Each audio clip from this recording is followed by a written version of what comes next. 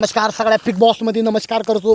Big बॉसमध्ये अलग अलग रील्स बनवून लोक जाते ती अलग अलग फेमस व्हायचं। बिग बॉस मी तुम्हाला नमस्कार करतो। तुम्ही बिग बॉस बनवलं ती एक शो बनवला, तुम्ही कशासाठी बनवला? एखाद्या गोरगरिबांसाठी, गरीब कलाकार असतात हे असते ती।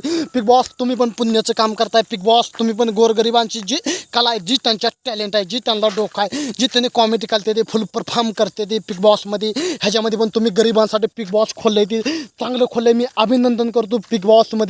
ऋतिक देशमुख साहेबांना, महाराष्ट्रातले राज्याचे पहिले मुख्यमंत्री पोरग होते विलासराव देशमुख साहेबांचे होते, त्यांना पण नमस्कार करतो। तुम्ही पण शो काढताय बिग बॉसमध्ये। असे काय काय कलाकार आपले तयार होते, ते रील्स बनवते ते ह्याच्यावर पडद्यावर बनवून रील्स बनवून बिग बॉसमध्ये जाते ते, ह्याच्यात जाते ते बडे बडे सुपरस्टार होते ते। बिग बॉसला मनापासून शुभेच्छा देतो, काळजापासून हृदयापासून नमस्कार करतो बिग बॉसला।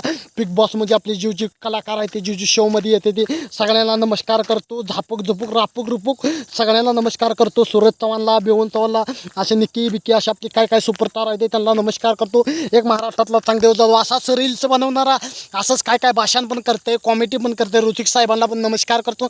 महाराष्ट्रातल्या लोकांनी आम्हाला सपोर्ट करायला पाहिजे। आज मला तुमच्या लोकांची सपोर्टांची मला गरज आहे। मी एकट्यानं तर काही साम्राज्य उभा करू शकत नाही। तुमची शक्ती असल्यावर, तुमची ताकद असली, मी भविष्यात कुठं काहीतरी उद्धार होऊ शकत आहे। महाराष्ट्रातल्या राज्यासाठी, महाराष्ट्रातल्या मातीसाठी, महाराष्ट्रातल्या जनतेसाठी, महाराष्ट्रातल्या गोरगरिबांसाठी बिग बॉसमध्ये पण काय भविष्यात माझी एंट्री होईल का नाही, दुर्दैवानं गोरगरिबांच्या आशीर्वादाने, देवाची पुण्य, आईबापांची पुण्य आली तर मी पण गरिबीतला माणूस, एक सामान्य कुटुंबातला माणूस, मला पण आशीर्वाद भेटला तर बिग बॉसमध्ये होऊन मी कधीच सहभागी काय मला सांगता येणार नाही भविष्यात। मित्रांनो नमस्कार, तुम्ही असं रील्स बनवून तर राहीन, मी असंच करेन। महाराष्ट्रातली जनतेच्यावर मला सपोर्ट पाहिजे, जनताने सपोर्ट केला तर मी येईन बिग बॉसमध्ये। जय हिंद, जय महाराष्ट्र।